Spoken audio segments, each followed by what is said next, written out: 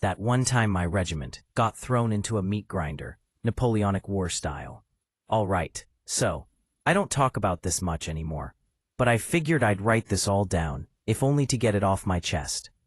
Maybe someone else will find it as mad as I did. This happened back in 1813, toward the tail end of the Napoleonic Wars.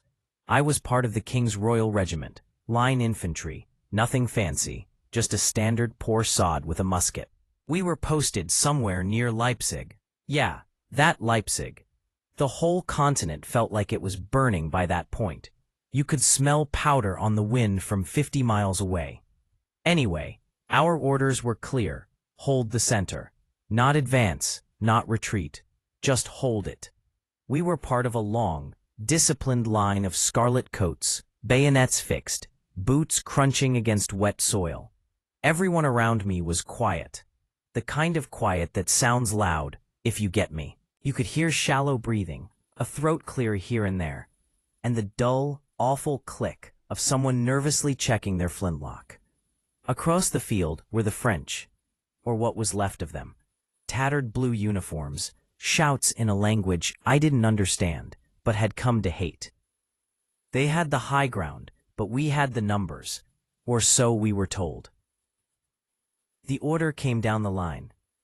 Ready arms. We leveled our muskets. My hands were shaking. Always did, even after years.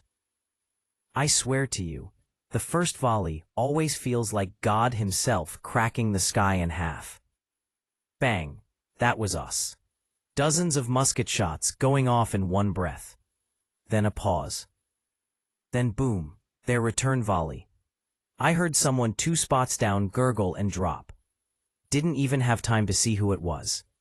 This went on. Fire, reload, fire, reload. We were holding the line. But then it happened. The French charged. We're trained for this. You hold formation. You plant your bayonet. You don't run. You don't even flinch. That's the idea. But this charge, it wasn't normal. They were screaming, fast, some barely holding weapons.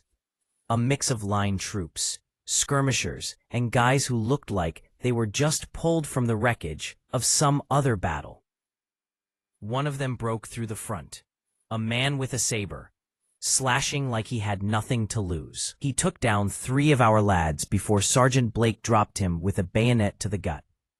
But after that, all hell broke loose. Formations collapsed, on both sides.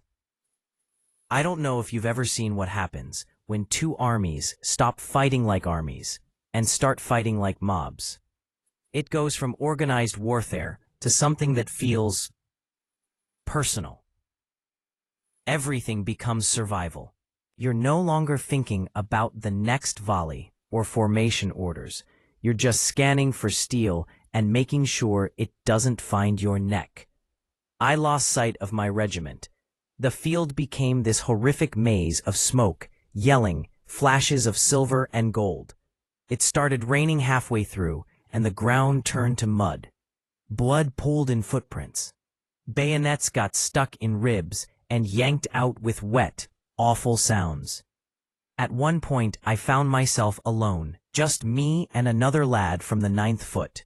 We nodded to each other, said nothing. Then a Frenchman lunged at him. I stabbed the frog in the back before he could finish the swing. My bayonet lodged in his spine, and he screamed. Loud. Guttural. I kicked him off the blade, and the 9th Foot just said, "Cheers," and disappeared into the smoke. I kept moving, not because I had a plan, but because if you stop in a place like that, you die. I passed a drummer boy, crying under a broken cannon wheel. I saw an officer, ours, dueling one of theirs with swords like something out of a bloody painting.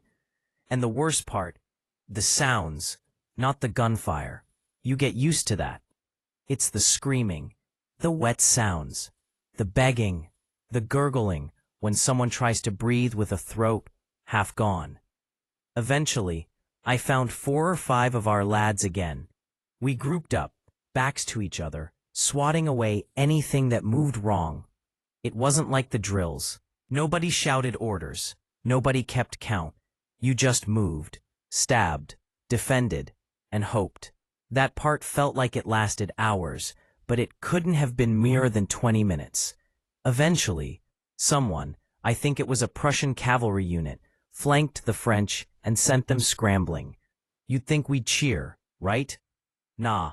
Everyone just kind of stopped, looked around, took stock of who was still breathing. Of the 120 men in my company that morning, 47 walked away. I had blood on me that wasn't mine. My knuckles were torn to hell. I don't remember if I cried. I think I was too numb. But I remember this one Frenchman, maybe 20 feet away. He was sitting against a tree, bleeding from his stomach, trying to light a pipe with shaking hands. When he saw me looking, he raised it like a toast. And I raised my canteen back. War makes you do weird things.